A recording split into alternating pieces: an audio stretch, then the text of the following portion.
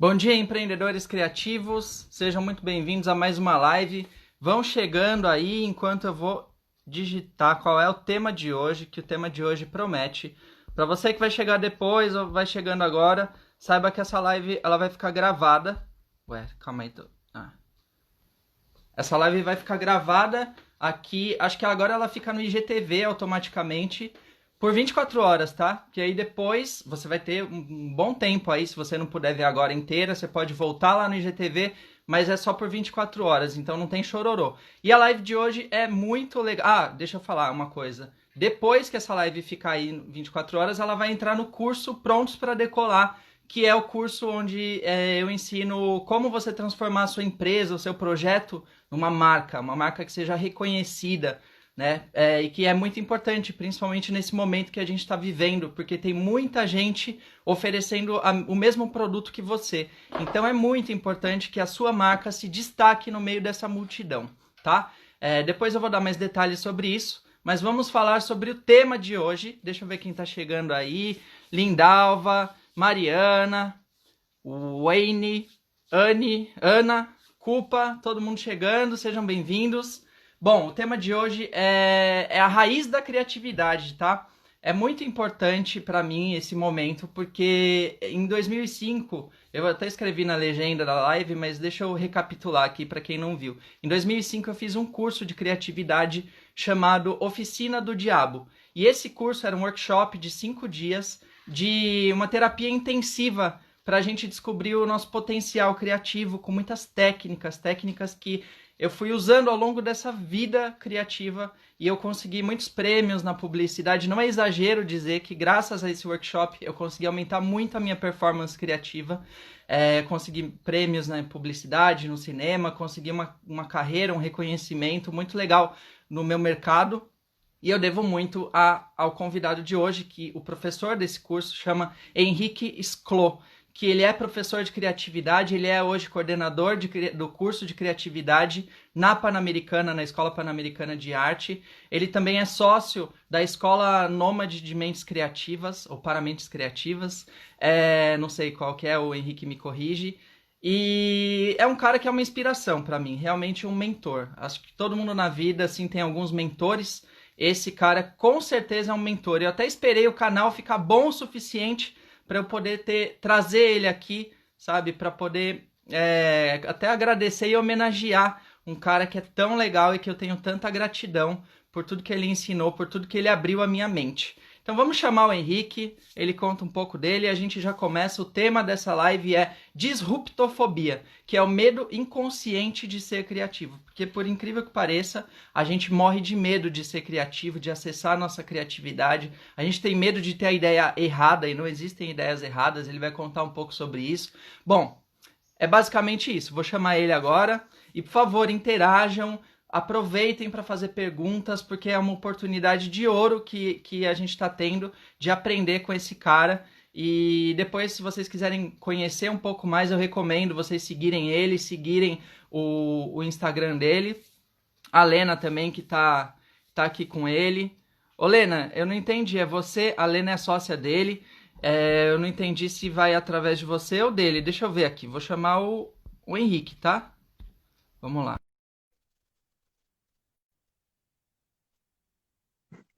Tô chamando aqui, galera. Aguenta aí. E aí, Henrique, tudo bom? Tudo aí. Tudo ótimo. Seja bem-vindo. Obrigado pelas palavras. Eu estava ouvindo aí. Eu sei que é para valorizar a tua live, né? Você falar que você não traz qualquer um, Claro, mas claro. obrigado de qualquer maneira. Tem que tentar valorizar o convidado aí, né, de alguma forma. Eu tentei achar alguma Exatamente. possibilidade, não sabia como que eu podia enaltecer, né? Porque, pô, um cara que nem tem tantas qualidades assim. Imagina, obrigado. Obrigado pelo convite. Pô, e tudo que eu falei é verdade. Você sabe porque eu já falei pra você umas vezes. Eu sei.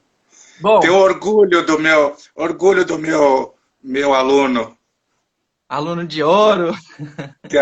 agora já bateu as asas, já se realizou, não se realizou, né, mas já atingiu aí grandes feitos na profissão, né? Isso é muito bom. Ah, mas Para mim, então, para mim isso é uma coisa que estimula, né? então, você é um cara que criou um método, né? Como que é o método de Neurocriatividade subversiva. O que é esse método? Na verdade, é uma teoria, né? Eu estudo o funcionamento do cérebro como base para entender a criatividade, ou o bloqueio criativo, além de também entender com que formas eu vou poder administrar essa capacidade, né? Se a gente sabe, eu costumo dizer, se você sabe como é que funciona o motor de um carro, você pode consertar o carro quando ele quebrar. Se você não fizer a mínima ideia, você não vai ter nem a possibilidade de, né? Uma pessoa que entende do motor não é garantia que vai sempre consertar, mas ele tem mais possibilidade de arrumar o carro ou melhorar o desempenho do carro se ele souber como é que funciona. E o cérebro é o nosso motor, né? E é subversiva porque é uma filosofia de vida, que é a subversão, que é sempre olhar para as coisas de uma forma diferente, né? Não ficar restrito ao que as coisas são, né? Ao que foi definido que aquilo é. Então está sempre aberto a olhar para uma garrafa, enxergar outra coisa, olhar para um... Né? Isso na verdade, para mim já é mais ou menos automático, mas isso é uma coisa que você pode exercitar e adquirir, né, de forma cognitiva. Então, como que funciona o cérebro, aproveitando que a gente precisa conhecer esse motor? Bom, essa pergunta é bem ampla. Né? Não, você pode restringir ela, né? Depois, óbvio, você já escreveu muito sobre isso. Não, o que eu posso resumir quando a gente começa a analisar, começa a estudar, porque na verdade é um estudo que é ao mesmo tempo de comportamento. Porque eu comecei estudando justamente o funcionamento do cérebro no sentido assim, por que a gente é assim, por que a gente reage desse jeito, por que a gente tem dificuldade nisso, dificuldade naquilo, por que tem bloqueio criativo, por que a gente tem medo de criar, por que tem curso de criatividade, por que já não é todo mundo, né, super criativo. Então, tudo isso, para mim, não funcionava simplesmente fazer assim, faz exercício tal que melhora, faz não sei o que melhora. Para mim isso não é suficiente. Eu queria saber assim, por que essas coisas são como são? Por que existem esses comportamentos? Por que eu tenho facilidade numa coisa e a pessoa tem dificuldade? Por que eu tenho dificuldade e a outra pessoa tem facilidade? Quais são essas... Então eu comecei a estudar, né? Então minha teoria começa lá desde o DNA, né? Assim, o DNA que é o responsável por toda a nosso jeito de ser, nosso comportamento, tudo, né? O DNA é o chefe da história aí, né? Tudo que a gente faz é para agradar o nosso DNA, né? Então começou ali de trás, aí fui chegando, aí o cérebro, e aí os comportamentos, e é uma teoria que, apesar de eu já estar estudando, já estar desenvolvendo ela há uns 15 anos, eu continuo tendo insights, ela continua me trazendo novidades e novas formas de conectar. Hoje essa conversa que a gente está tendo é um assunto que, na verdade, eu comecei a desenvolver recentemente, estou até terminando aqui, provavelmente essa semana, eu vou postar um artigo, né, com esse tema que a gente vai conversar hoje. Então ele ainda não está assim, ele está já, na minha cabeça está bem estruturado, mas eu ainda estou escrevendo o artigo e é muito legal nessa fase, porque enquanto eu estou escrevendo, eu começo a surgir coisas, né? Eu gosto de escrever artigos que me desafiem, né? Artigos que assim, eu sei o que é isso, vou lá e escreve. Para mim não serve isso, eu vou lá escrever um artigo. Você é um investigador, né? Você investiga aquele tema do seu artigo. Eu aprendo, né? Eu quero aprender. Então, assim, enquanto eu estou escrevendo, surgem novos insights, aí eu pesquiso alguma coisa, eu faço reflexões, eu falo, não, isso aqui que eu escrevi não dá para justificar, acho que não é isso. Não, vou escrever tal coisa. Enfim, esse tipo de desafio é que me move e que eu digo para os meus alunos sempre que esse é o desafio do processo criativo. A hora que você fizer as coisas com a mão nas costas, é porque você já não está sendo mais muito criativo, né? Você tem que ter aquele desafio de falar, putz, Você já não é subversivo, né? Você já não é, porque assim, se como eu sou muito bom, basta o que eu escrever, tá bom, né? Então assim, eu tenho que sempre estar assim, pô, mas eu quero escrever alguma coisa que eu ainda não sei direito, né? Que eu quero ir descobrindo, né, enquanto eu estou fazendo, porque senão, o que eu vou ficar fazendo, né? Assim, ficar só reproduzir, isso eu pego um pedaço do meu livro e bota, faz, sabe? Isso aí não me estimula nada, não tem nenhum valor para mim. Eu acho que eu tenho essa coisa. Tem muitas expressões novas hoje que, na verdade, sempre existiram, mas não tinha esse nome, que é como é que chama essa... tem uma expressão em inglês que fala que a pessoa não parar de estudar nunca, né? Tem essa nova... Não sei o que lá, learning, eternal learning, É, não. life, não sei o que, learn. Life learning, né? Acho que é isso. Então, eu sempre achei isso, né? Ainda mais quando quando você é jovem que nem você, é natural você querer ir aprendendo. Quando começa a chegar na minha idade, você já não quer mais muito, né? Você tá no... então eu tenho que me desafiar mais do que o normal, porque a tendência é que eu acho, já tá bom, o que eu já fiz até hoje tá bom, acho que agora está na hora de eu me aposentar, né? Aposentar o meu cérebro e ficar só reproduzindo o que eu já fiz, né? Não, isso aí para mim não serve. Porque é uma armadilha mesmo. Eu acho que é uma questão até cultural, né? Que a gente tem de que, depois de uma determinada idade, o que você aprendeu, depois é só a experiência, a sabedoria, e como se as pessoas não tivessem mais, não sei se é a vontade ou não tem a capacidade de aprender coisas novas, né? Eu estava pensando nisso esses dias, assim, que ainda quero ser produtor musical. E já passei dos 35, eu falei, pô, mas será que tem algum produtor musical que começou com 40 anos e deu super certo? Não importa, eu acho que nesse momento que a gente vive, tudo é possível. Enquanto a gente está vivo, a gente está aprendendo, não é?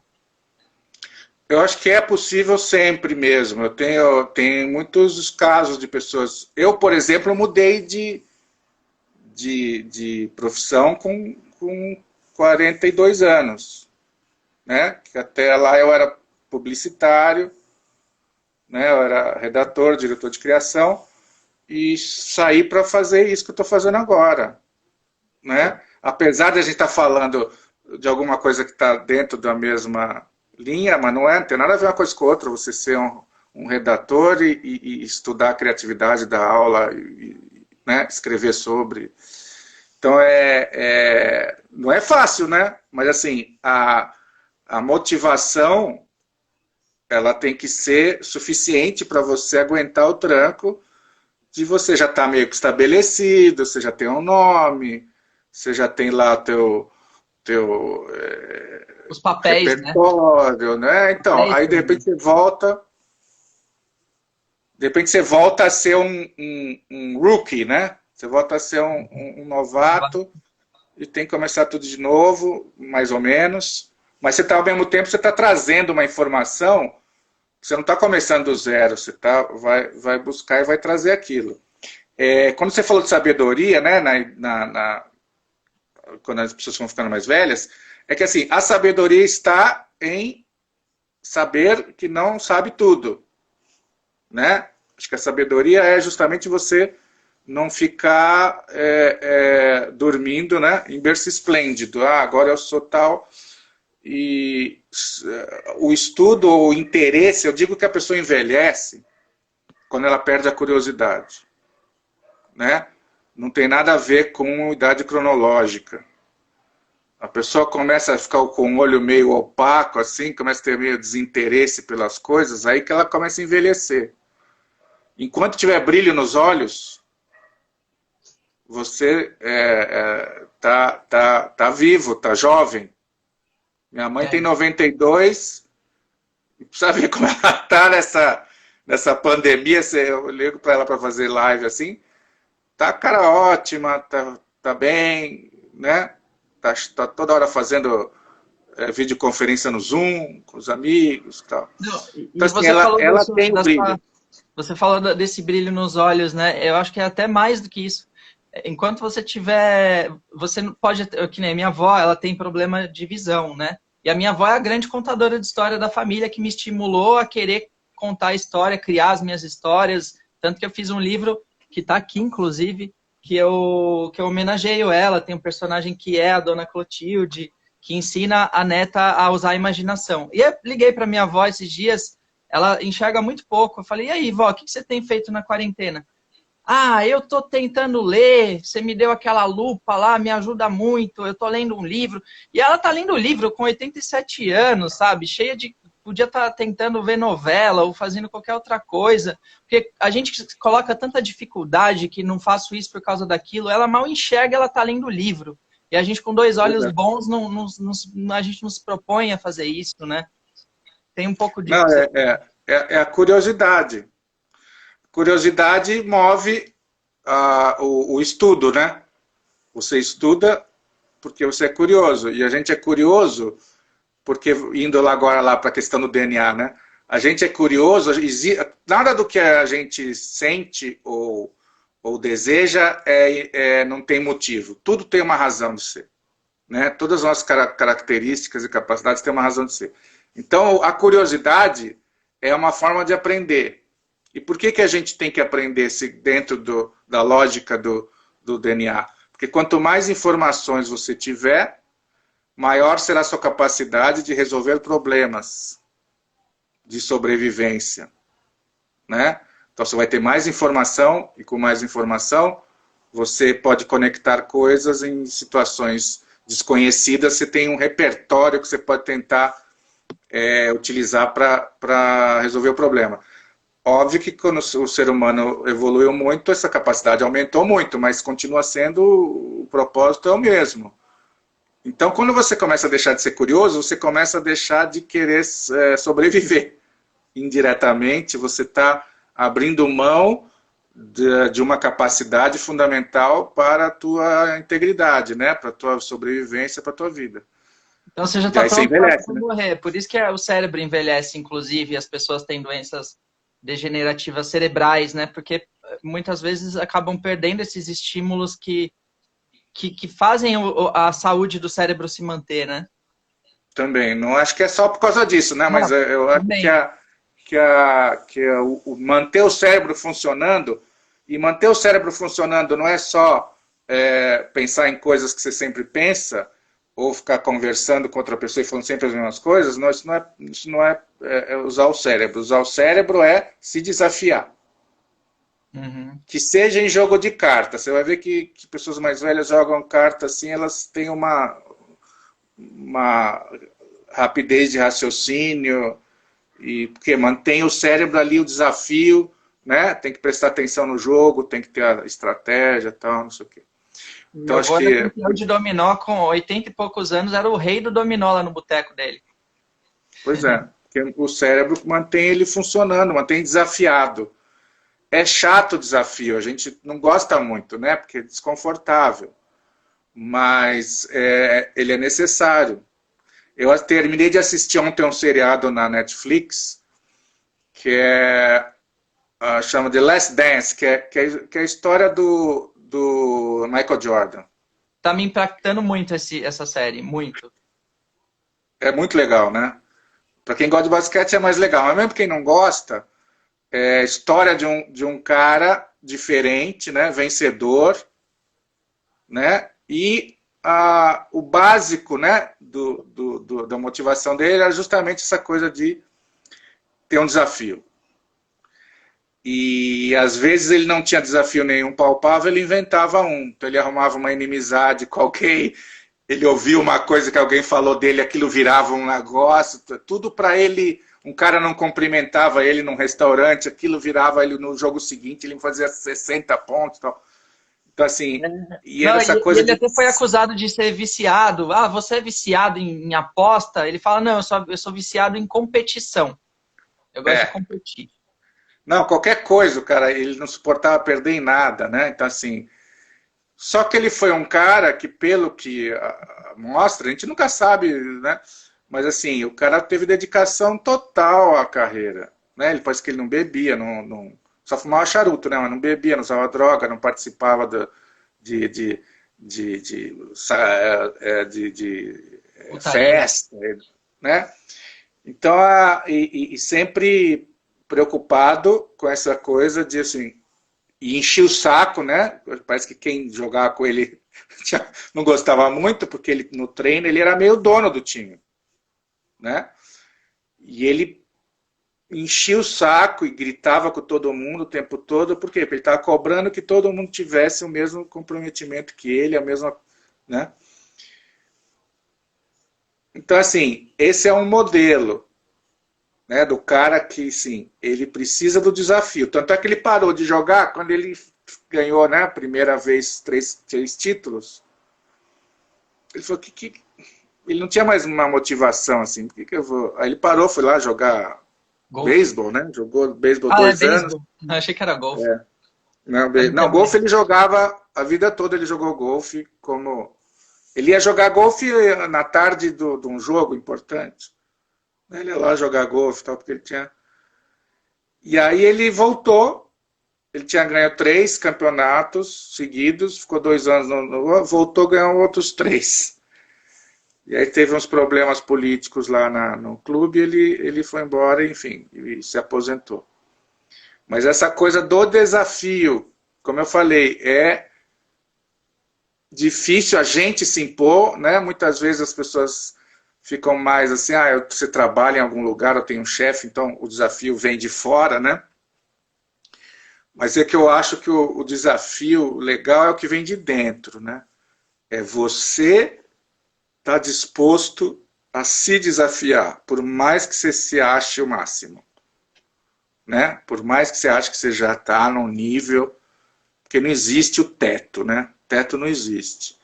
E viver, na minha opinião, viver só para manutenção, a vida é muito chata para ficar, né? Para ficar só na manutenção do status quo. Então, assim, precisa ter alguma coisa para mexer e tal. Então, eu mesmo muitas vezes me vejo, putz, mas eu estou aqui na minha zona de conforto, não estou fazendo nada que... E Você aí eu vou tem atrás de uma, coisas. tem uma leitora aqui, uma leitora, não, uma. Como que chama? Alguém que assiste live? Uma Uma telespectadora. Laivete, uma Uma Laivete, Ivete, a Larissa, ela estava falando que ela é escritora e ela, puxando o gancho daquilo que você tinha falado também, de estar investigando aquilo que você está falando. Ela falou assim, eu estou escrevendo sobre o meu corpo e o meu corpo me lança novos desafios e isso mostra que ele é como se o mistério se abre, né? Então, quando você se debruça sobre uma coisa que você tem curiosidade, aquele mistério se abre mais ainda. e você provavelmente se lembra, né, de um dos exercícios que eu sempre peço para os alunos fazerem, que é o chama textoterapia, né? Que é você sentar e ficar escrevendo sem parar, sem pensar. O que vem à cabeça você escreve, Eu mudei o né? nome. Nos meus workshops eu falo textorreia. É porque eu tenho um nome também, criar réia, né? Então, Ah, só que eu criarreia. prefiro o textoterapia, que é mais politicamente correto, né? Mas funciona essa coisa de você, na verdade, o que você vai estar fazendo? Você vai puxar da tua cabeça tudo que tiver, tudo não, mas muita coisa que tiver lá relacionado com aquele assunto, que você não teria acesso se você ficar só esperando aparecer, né? É outra expressão que criaram agora, como é que já sempre existiu, que é o flow, né? Você criar um flow, né, de pensamentos e escrever. No primeiro momento do processo criativo de qualquer coisa, você tem que pôr para fora, não pode julgar nada, é zero. Né? Que essa é uma grande dificuldade também das pessoas, de não julgar, né, o que está falando e escrevendo. Mas nesse primeiro momento você tem que botar para fora. E eu acredito até que você chega a um ponto, se você conseguir se aprofundar na textoterapia, você começa a atingir o teu inconsciente. Né? E mais lá na frente, até o inconsciente coletivo. Né? Eu ouso dizer que eu acho que a gente consegue até chegar no inconsciente coletivo se você for realmente deixar esse fluxo rolar, né, completamente livre. Ô Henrique, eu acho até legal você frisar esse exercício, porque eu acho que esse é o exercício mais importante para a criatividade, para a minha vida. Eu já criei coisas grandiosas fazendo isso, porque no meio de um monte de baboseira que eu escrevia, aparecia alguma coisa que depois eu falava, nossa, eu vou voltar nisso. Depois eu voltava, transformava aquilo, lapidava, e eu conseguia, assim, escrever histórias incríveis fazendo a textoterapia. Tem até um livro que chama Caminho do Artista, você deve conhecer, e ele propõe que você faça isso diariamente pela manhã, que é o Morning Pages. Você tem que escrever pelo menos 3 páginas do que vier na cabeça.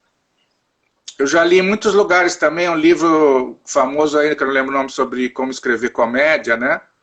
Uma stand-upper americana, e que ela fala que essa é uma técnica também. É porque, na verdade, não é um exercício, né? É uma técnica. Eu falo exercício, mas é uma técnica. É uma coisa que se usa, né? Não é que você fica exercitando e depois você vai fazer. Não, ele já é o fazer. Né? Então, qualquer coisa que você for criar, você tem que partir deste pressuposto de que você tem lá um propósito, você tem um objetivo, você tem um problema que você quer resolver, alguma coisa que você quer realizar, e a partir daí você tem que começar a botar para fora, que eu chamo materialização, que é você botar para fora o que está aqui dentro, porque aqui dentro a gente não tem muita capacidade de construir nada aqui dentro. A gente tem muita informação que ela não aparece só de você querer. Tá muita coisa lá dentro que está lá e você sabe, você conhece, mas não lembra na hora que precisa. Então o que acontece? Esse fluxo que tem que criar, a criarreia, é essa coisa de você começar quando a gente tem a coisa da física, né? Antigamente a gente às vezes tinha que tirar a gasolina do carro dos outros, porque acabava a nossa, o posto estava fechado. Então a gente põe um cano assim no tanque da pessoa, puxava com um caninho, e tem a coisa da física, né? Que se o cano de dentro estiver mais alto que o cano de baixo, a hora que você puxa, o vácuo faz com que a gasolina comece a ir sem você precisar fazer mais nada, né? O vácuo puxa. Então assim, eu acho que a criarreia é uma coisa do vácuo mesmo. Então você começa a escrever, né? Começa a puxar coisa de dentro de você, né? E aí, esse é o primeiro momento, é o que você bota ali a coisa para observar depois, que nem você falou. Aí, lá dentro tem uma coisa. No começo não interessa você ficar pensando se é bom, se é ruim, se é merda, se não é merda. Você tem que pôr para fora. E depois você vai começar a avaliar. Ah, putz, aqui tinha uma coisa legal. Aqui tem, isso aqui tem potencial. Isso aqui pode ser que dê certo. Isso aqui pode ser. Né? Eu digo que se ficar só olhando para o teto, esperando a ideia chegar, a única coisa que você vai conseguir é um torcicolo, porque não acontece, né? As boas ideias, eu vou falar, pode ser que um dia você olhe para o teto e tenha uma boa ideia, mas assim, em geral as boas ideias surgem quando você constrói um processo de busca de solução. A busca de solução tem que ser um processo, não pode ser uma coisa que você esperar aparecer, por isso que eu digo, não existe inspiração, não existe, sabe, eureka. Não existe. Existe um processo que você cria e que vai fazer com que você ganhe mais tempo, que você gaste menos energia, que você chegue mais perto daquilo, chegue mais rápido, tenha mais e melhores ideias.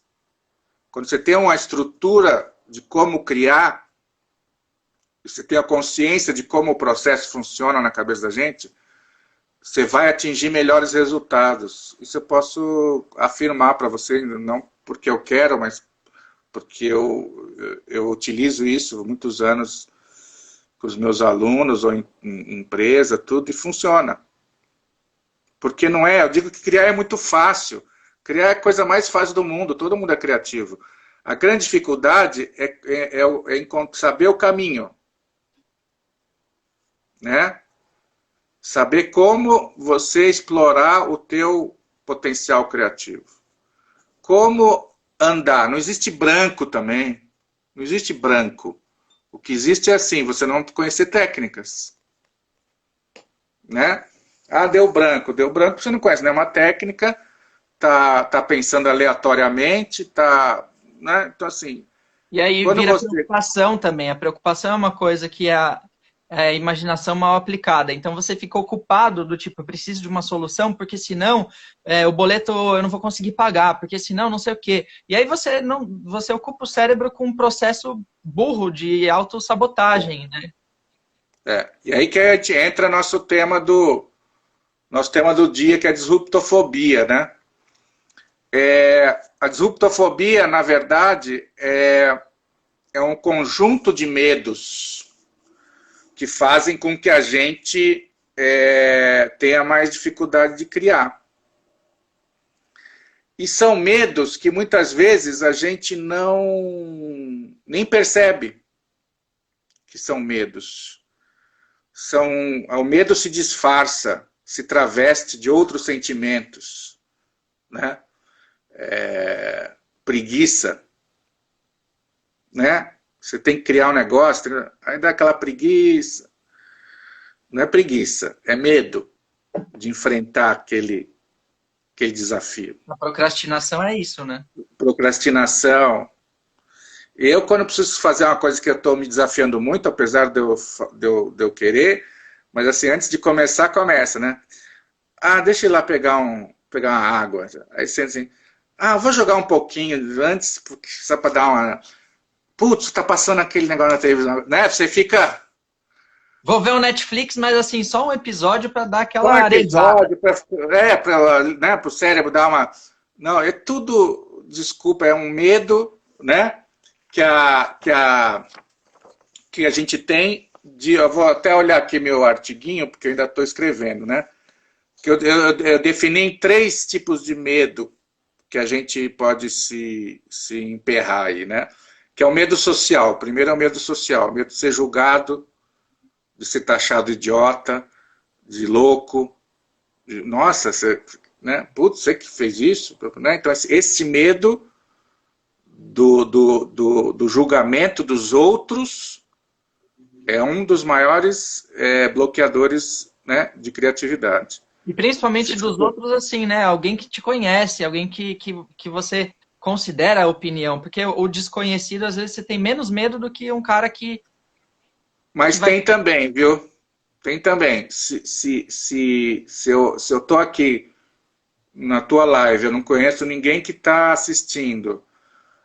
Eu talvez, se eu tivesse problema, eu talvez, isso eu não vou falar porque eu não sei quem está ouvindo. Então assim, a opinião dos outros, você não precisa conhecer os outros. O ser humano tem essa característica que é se preocupar com o que os outros pensam dele, que isso é outra coisa do nosso DNA. Nosso gene quer que a gente viva em grupo. E para você viver em grupo, você precisa... Uma das questões é você precisa se preocupar com o que o outro pensa de você e o outro pensa com o que você pensa dele. Não importa se você conhece, não conhece, se já viu, não viu, enfim, tem esse componente forte. Isso, obviamente, a gente tem medo de criar algum problema e ser excluído de um grupo social que eu pertenço ou quero pertencer. Então, a maioria das pessoas faz o quê? Fica quieto, porque se eu disser isso, talvez as pessoas achem que... Tá? Então, esse é o medo que eu chamo de medo social. Tem o medo narcisista, que é o medo assim, putz, eu não quero errar, porque eu sou né? Medo de você se decepcionar com você mesmo. De você fazer uma coisa que não... quebre a tua autoimagem. A autoimagem que é super frágil, né? Que é justamente... Também. Porque se você coloca na sua autoimagem que você é um cara em experimentação eterna, você se permite. Agora, se você... até conversando com um cara que era diretor de criação de agências gigantes, não é o Martini, é o Matarazzo, André Matarazzo. Ele foi ECD de agências multinacionais. E aí ele falou assim, eu chegava numa sala, eu não sei quanto ele ganhava, mas era tipo, sei lá, $50 mil. Ele falava, eu tinha que justificar o meu salário. Eu chegava na reunião, eu tinha 3 minutos, porque depois eu já tinha outra. Eu tinha que falar uma coisa que fosse genial, porque senão eu não estava justificando. E era uma pressão terrível, que é essa coisa do medo da autoimagem, né? Que também tem a coisa social no caso dele, porque senão os outros não vão perceber ele como esse líder que ele era, né? Eu queria ter essa pressão. Porque se você não tem essa pressão, você tem a pressão dos boletos. Eu prefiro a pressão da reunião de 3 minutos. Né? É. Ganhando US$ 50.000, eu acho que eu lidaria bem com essa pressão. Porque, na verdade, o que eu digo é o seguinte, a autoconfiança no processo criativo, ela tem que ser balanceada. Né? Você não pode ser 100% autoconfiante, porque aí você, né, vira um babaca que não se questiona, que não permite crítica, ou que não evolui, ou uma autoconfiança baixa, que qualquer coisa que as pessoas digam te afeta, e você precisa estar sempre se provando. Eu acho que quando você tem a autoconfiança equilibrada, assim, eu estou aqui, estou fazendo meu trabalho, você acha que é bom, é ruim, não, né? Você tem que ver o conjunto da obra, né? Porque quando você vai criar, você está sempre lidando com a insegurança, né? Você está lidando com a insegurança. Ninguém tem certeza de que o que se criou dá certo ou não dá certo. Então você precisa, como eu chamo de utopia criativa. Você tem que olhar para o teu objetivo e desejar que você realize aquilo da melhor forma possível. Eu tenho que ter uma, ou eu vou, né, mais do que tenho que ter, assim, eu vou ter uma ideia do caralho. Eu vou, né? Então você O tem, eu tenho disse, tem que que já ser, gera uma pressão desnecessária também, né? De obrigação. Então, isso que eu vou falar. Eu vou criar uma coisa do caralho, né? Mas esse vou não pode virar obrigação. Tem que ser motivação, né? Você nunca vai chegar lá, você nunca vai criar realmente aquela coisa genial. Mas se você não tiver essa, como eu falo, utopia criativa, quer dizer, o desejo de fazer isso, você vai desistir antes. Você vai parar antes no processo, vai se conformar antes, né? No processo. E, ao mesmo tempo, você tem que ser humilde no processo. Você tem que ser arrogante no objetivo e humilde na produção. Que é o quê? Você vai estudar, você vai fazer, refazer, vai olhar, vai, né? Não, vai estar sempre tentando melhorar. Não sei se é isso, vai para, né? Não, aí essas duas, como eu falo, são os dois comportamentos contraditórios, mas com o mesmo objetivo. Ou seja, eu vou fazer uma coisa genial, mas eu não sou o gênio, né? Então eu tenho que me esgarçar aqui, correr atrás, e tenho que me sacrificar e buscar. E aí, como eu não vou chegar lá nunca, eu tenho que saber que essa motivação foi positiva e não ficar decepcionado. Ah, não ficou genial. Não, essa é uma maneira de te empurrar mais para frente, né? Você vai parar mais à frente do que você pararia se você não tivesse esse, que é o objetivo de todas as utopias, né? Uhum. A Mônica falou que tem um medo também de ser bem-sucedido, né? Esse é um puta medo que a gente nem reconhece muitas vezes. A gente acha que tem o medo de fracassar, mas muitas vezes tem o medo de dar certo também. Depende, né? Depende da personalidade da pessoa. Se você tem gente que é o contrário, né? Que só vai se realizar se fizer, né? O próprio Michael Jordan, a gente estava falando ali, né? Ele tinha essa necessidade de se realizar e de ser o melhor, né, em tudo que ele fizesse. E aí, quando você fala o sucesso, tem aquela questão, o que é sucesso, né? Para cada pessoa tem um significado. Quando você faz sucesso, pode ser porque você ganha muito, pode ser porque você é conhecido, né?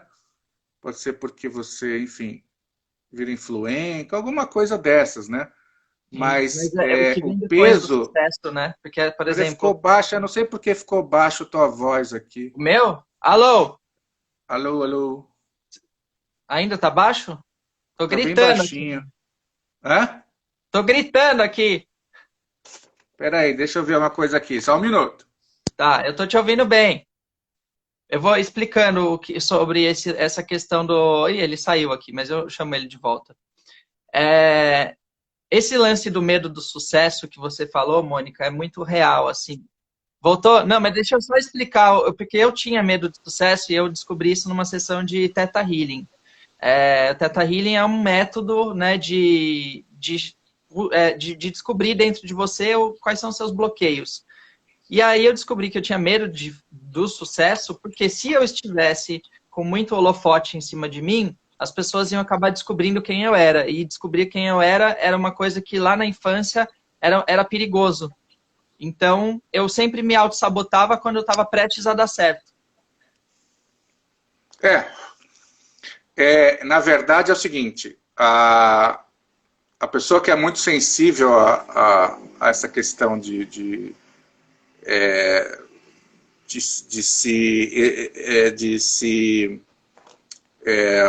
como é que fala? De se virar assim o foco, né, como você falou, das luzes, né, essa dificuldade vai aumentando conforme você vai percebendo que quanto mais você é conhecido, mais o teu telhado de vidro vai aumentando. Mais gente começa a te criticar, mais gente começa a pegar no seu pé, enfim, voltando, sem querer ser chato, voltar, que o Michael Jordan, ele falou sobre muitas coisas ali. Ele falou que no começo, a vida dele de famoso, ele gostava, chegou um ponto que ele não aguentava mais. Ele queria ficar em casa, Ele não queria queria ir em ser lugar anônimo. nenhum, queria ser anônimo, né? Então E tem começaram a os donos, criticar, né? Começaram a achar os podres dele, a começaram a julgar. E achar ele os falou, só podres quero jogar dele. basquete. Mas é intrínseco ao sucesso isso. E todo mundo tem podre, né? Todo mundo Lógico, tem ser esse humano. lado. Então, assim, esse é o preço. Mas tem gente que aguenta e tem gente que não, né? Tem gente que a gente vê que faz sucesso, depois morre com overdose, né? Porque provavelmente não aguentar, porque eu não imagino como é, acho que deve ser muito difícil, né? Você ser uma celebridade assim, internacional, deve ser muito difícil. Porque é muita gente babando o ovo para você. Esse é um lado ruim também. Tem o lado da crítica, mas tem o lado da ausência total de crítica, E faz a né? pessoa se apegar ao personagem, né? A Você tem que pessoa se sustentar um perde, né? personagem. A pessoa se perde, porque eu sou isso maravilhoso mesmo, como todo mundo diz, né? Então, então a questão, e outra coisa que você falou, né? De descobrirem que você é uma farsa, não sei o quê, né? De quem você é de verdade, então você se boicotava. Eu não uso a palavra boicotar. Na verdade, o que acontece é que o nosso inconsciente, ele tem todo um trabalho, né, constante de fazer com que a gente se mantenha dentro dos nossos padrões, né? O que as pessoas chamam de zona de conforto, e eu chamo de zona de familiaridade, porque zona de conforto confunde as pessoas, acha que conforto é gostoso, né? Zona de conforto é um lugar gostoso, não. Zona de conforto é um lugar que você conhece, é diferente, tá? Então, se o que você conhece é não ser famoso, a hora que você começa a ficar famoso, talvez o seu inconsciente fale assim, não, isso não serve para nós. E aí ele faz alguma coisa e você nem percebe, porque é inconsciente mesmo, você nem percebe. Às vezes você diz uma coisa que não devia para quem não devia, falta numa reunião que não podia faltar, mas você acha que você não conecta uma coisa com a outra, né?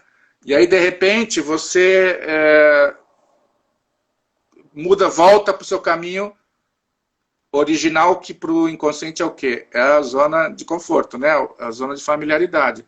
Ele não quer uma coisa nova, ele quer que você mantenha os seus padrões. Por isso que é tão difícil todo esse processo criativo e toda essa coisa que eu te falei, da gente vai envelhecendo, vai ficando mais difícil, porque existem forças extraordinárias lutando para que você fique nos padrões.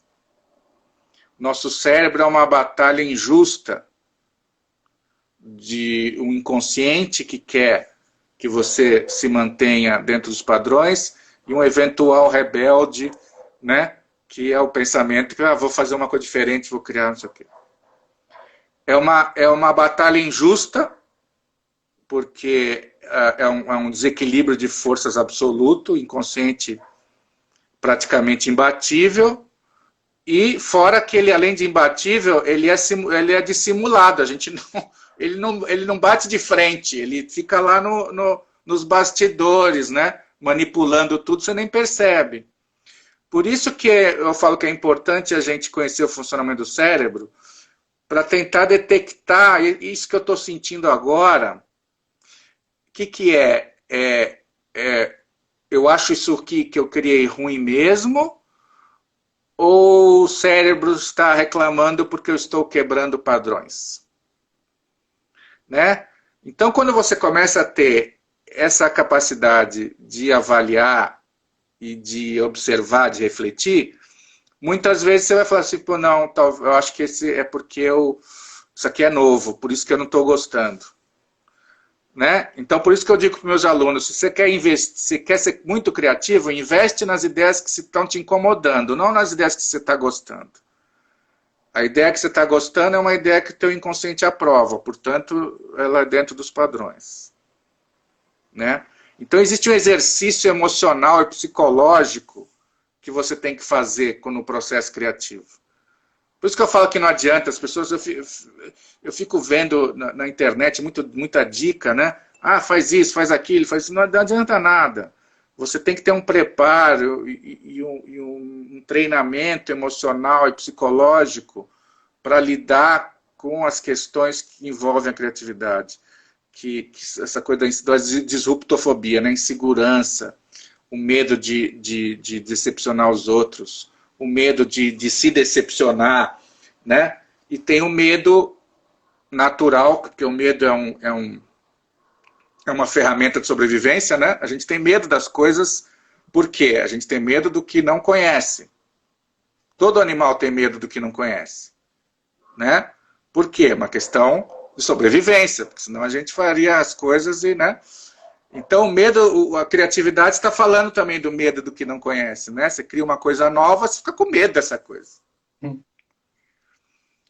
E a reação natural, que a gente aprendeu atavicamente, não é que a gente aprendeu, já está gravado no cérebro, se eu estou com medo, não faça. Né? Está errado. Se eu sinto desconforto, não faça porque está errado. E é esse o grande lance quando você se liberta dessa questão, que você começa a conseguir criar melhor, quando você percebe que esse medo você tem que enfrentar ele e seguir em frente. Você nunca vai ficar feliz demais com o que você criou, se quiser ser muito criativo, você sempre vai ter que ficar inseguro com relação àquela ideia até que ela seja exposta e você vê o resultado. Né?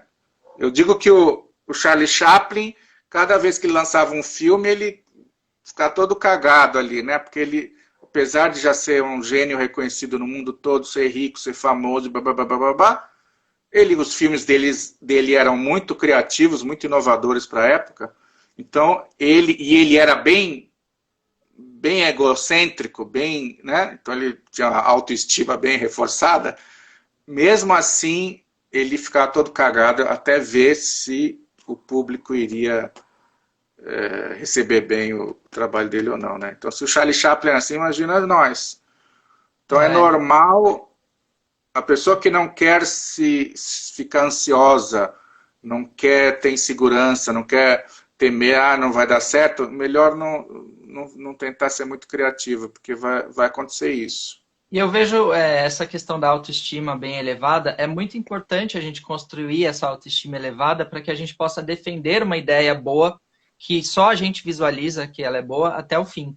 Né? Eu vejo isso com vários projetos meus que eu insisti, alguns por anos até que eles acontecessem, porque ninguém via o que eu conseguia ver. Então, uns podem interpretar como, pô, que cara egocêntrico, tá vendo aí, tá achando que a ideia dele é a melhor. E aí, quando ela é executada, quando ela vai, só que ela só foi de tanta autoestima que eu tive, de, pô, essa ideia é boa mesmo, sabe? Se você não ou se você segura, você pode não vai ter, com uma ideia revolucionária. você pode ter autoestima ou pode fingir a autoestima. Também funciona, porque as ideias muito novas, elas vão encontrar resistência o tempo todo.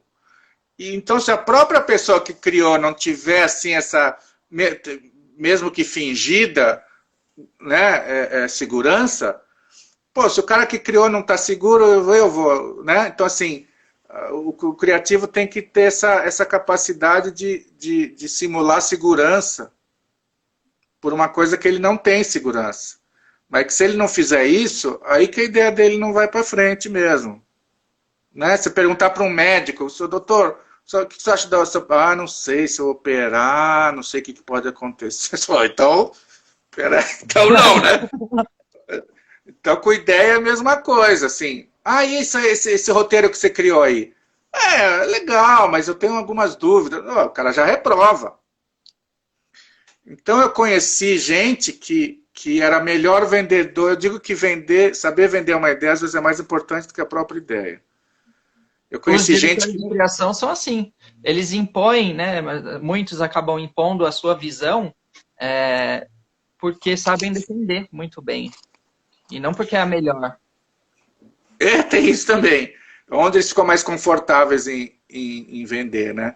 Eu conheci gente que nunca teve uma boa ideia na vida e ficou milionário com a agência, com tudo, porque não sabia criar, mas sabia vender. Não vou, obviamente, falar o nome, mas assim... E tudo bem, ok. Né? Também é um talento, também é uma capacidade, né, que a pessoa desenvolveu, tá? É justo, né? Mas eu também conheci muita gente que com muito boas ideias, mas como não tinha muito traquejo da venda, né, acabava naufragando. Ideias muito boas. Né? Eu mesmo, né? Passei Eu mesmo. ideias A que... maioria das minhas melhores ideias nunca aconteceram. E isso é uma frustração, né? Isso é normal, né? A gente costumava dizer que a melhor agência é uma agência sem clientes, né? Que a gente faria o que a gente... Mas mesmo que não seja uma agência, que você tenha uma startup, que você tenha, no meu caso, que eu sou roteirista também, que tenho que vender, tem que mostrar num pitching a ideia de uma série, ou se não tem que mostrar para um pitching de investidores a ideia que você tem ali, a visão que você tem da sua empresa. Então, saber vender é tão importante quanto a ideia em si, né? E essa é uma habilidade que não é intrínseca. O fato de eu ser um puta criativo não significa que eu seja um puta vendedor das minhas próprias ideias, que eu acredito tanto. Em geral é o contrário, né? Porque as pessoas, eu conheci muita gente muito boa que deixava que outra pessoa apresentasse as ideias, né? Porque ela sabia que ela era boa para fazer, mas para vender, né? Ficava muito a desejar. Então, cada tem os seus papéis mesmo, né? Tem a pessoa que tem justamente você juntar óbvio que existe gente que faz duas coisas bem, né? Mas quando não tem, é importante que de repente tenha, né, uma equipe ali que consiga se completar. E isso é uma coisa que o filme do Jordan ensina muito, sobre a importância da equipe. Né? Porque quando uma peça, um jogador ficava lesionado ali do Dream Team dele, caía muito a performance do time. Né? Então, você ter esse time do atendimento, vamos supor, você está numa agência, tem o cara que é o atendimento, que é o cara que vai lá na frente, que defende, que briga, pô, se junta com ele, né? Não acha que ele não tá te entendendo, porque ele é o seu maior aliado, e você ter essa visão de time é muito importante. É importante saber vender para esta pessoa também, né? Porque se ele não compra, ele não vai saber vender, né? Então, o primeiro desafio é tentar conseguir vender a ideia para a pessoa que vai apresentar para o cliente, né? Porque, e por obrigação, o cara tem que ser muito bom, né? Não concordar com uma ideia, não entender direito e lá vender, acho difícil, né? Sim. Então, que são questões aí históricas, né? De diferenças com criação e atendimento, é uma coisa que eu percebo que até hoje continua mais ou menos a mesma coisa que na minha época, né? Um certo conflito aí. Ô Henrique, Mas deixa eu te perguntar uma coisa. De quantos tópicos você falou já? Que eram 3 grandes medos. Eu falei os 3 já. Ah, já falou Que os era 3? o medo social, né? Que é o medo de ser esculachado, né? De ser cancelado. Vamos usar uma expressão agora. É o medo de ser cancelado por causa das tuas ideias. Tem o medo narcisista, que é o medo de eu me decepcionar comigo mesmo, né? E tem o medo biológico, que é o medo do novo, do desconhecido, do que a gente não entende, que a gente não conhece. Então, esses 3 medos juntos fazem com que as pessoas justamente tenham dificuldade de criar. Né? E como eu disse, muitas vezes ela nem reconhece que isso foi um medo. Ela pode dizer assim, não, eu não sei criar, né? Ou eu não sou uma pessoa criativa, ou, né? Ela pode falar assim, não, esse trabalho também não é muito importante. Vão surgir, por isso que eu falei, o medo ele se traveste de um monte de outros sentimentos, mas todos com o objetivo de evitar que você pense alguma coisa fora dos padrões, fora do senso comum. Né? Como esses medos, em geral, não são reconhecidos, eles não são enfrentados. Né? O medo ele vai existir sempre, mesmo que você conheça tudo, ele vai existir. Então, por que então eu preciso conhecer? Justamente porque a hora que acontece, eu percebo. Eu estou sentindo medo. Não vai passar o medo só porque você fica sabendo que você tem medo. Né? O que vai acontecer você vai ter o livre-arbítrio. Estou sentindo medo, deixa eu ver o que eu vou fazer. Não, eu vou em frente. Né? Você vai ter a capacidade de avaliar racionalmente a partir de um impacto emocional que você teve naquela circunstância. Você pode compreender que aquilo, não, eu estou sentindo isso porque isso aqui realmente é uma coisa muito nova.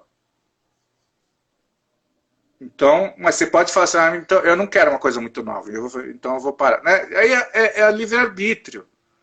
Só que é importante que você tenha o direito, né, de saber que você pode tomar uma decisão para lá ou para cá.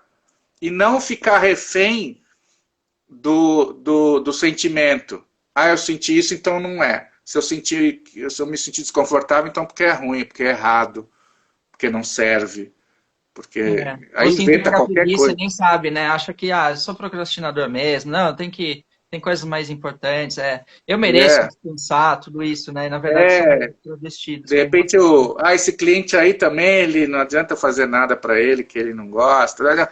Tudo isso é porque você está com medo de se desafiar, né? E se frustrar. Ou frustrar os outros, ou frustrar a si mesmo.